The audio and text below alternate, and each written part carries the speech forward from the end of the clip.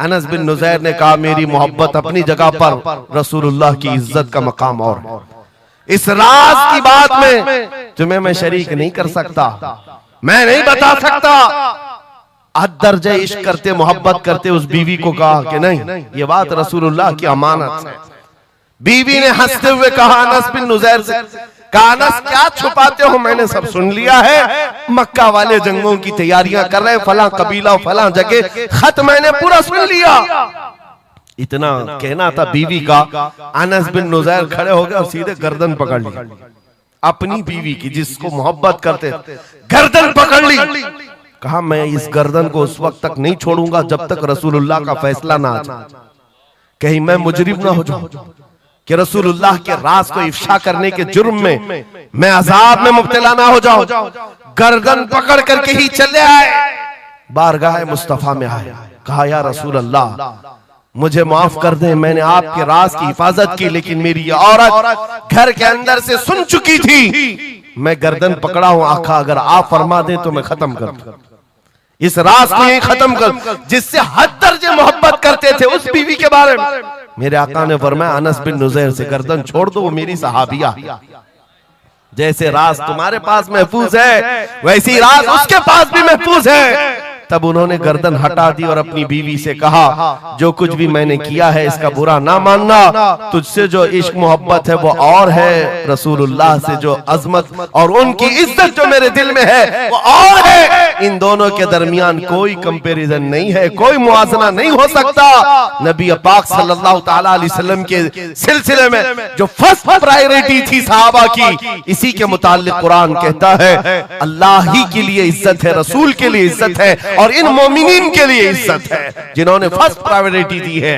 आपको एक बात बता दूं, एक हबशी रंग के सहाबी, काले रंग के सहाबी हुजूर पाक सल्लल्लाहु अलैहि वसल्लम के पास आए, कहा शादी करना, लड़की कोई देता नहीं है, चेहरा रंग काला, नाक चौड़ी।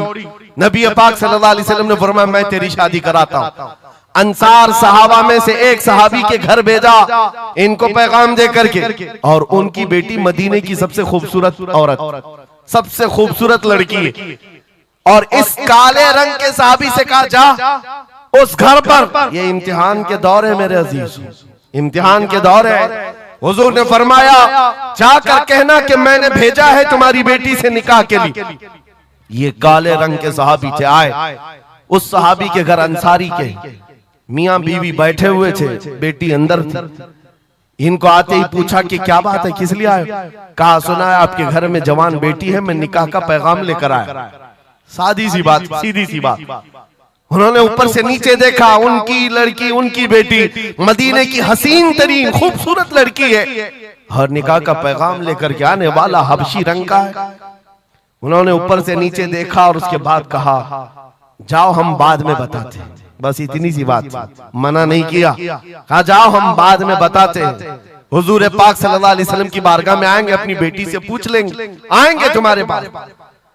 उस काले रंग के सहाबी के लिए कोई ताज्जुब की बात नहीं थी, वो कहते हैं रोज रिजेक्ट होता था, यहां से भी हो गए, वापस चल पड़े हुजूर के दरबार में।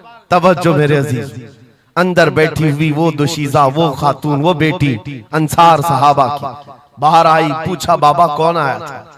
कहा एक नौजवान आया था। कहां से? रसूलुल्लाह ने भेजा था। किस लिए? बेटी ने पूछा बाप से। बाप कहता तेरे निकाह का पैगाम लेकर के आया था। बेटी ने पूछा आपने क्या कहा? कहा कोई मैच नहीं है, तुम्हारा और उसका कोई मैच नहीं था। मैंने कहा बाद में देखा जाएगा। बेटी वहीं खड़ी होकर के कहती है बाबा आपको पता है आपने किस कासिद को वापस भेजा है? आपने उस आने वाले के रंग को देखा, भेजने वाले के हुस्न को नहीं देखा। किसने भेजा आपने वो नहीं देखा।